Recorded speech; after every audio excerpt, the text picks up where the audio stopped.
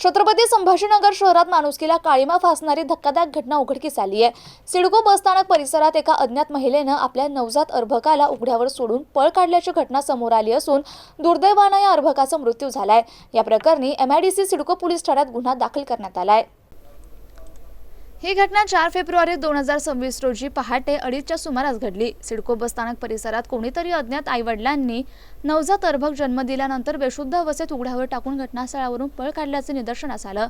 नियंत्रण कक्षाकडून माहिती मिळाल्यानंतर MIDC सिडको पोलीस तात्काळ घटनास्थळी दाखल झाले। अर्भकाला उपचारासाठी जिल्हा सामान्य रुग्णालय चिकलठाणा येथे दाखल करण्यात आलं। मात्र डॉक्टरांनी तपासणीनंतर पहाटे 3 वाजता नवजात अर्भकाचा मृत्यू झाल्याचं घोषित केलं।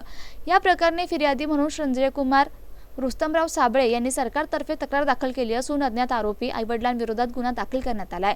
या प्रकरणाचा तपास सहाय्यक पोलीस निरीक्षक पाचोळे करतायत। तर या संपूर्ण घटनेमुळे शहरात संताप व्यक्त केला जात असून आरोपींचा शोध घेण्यासाठी पोलीस तपास सुरू आहे। अशा अमानुष घटनांवर आळा घालण्यासाठी कठोर कारवाईची मागणी नागरिकांकडून केली जाते आहे।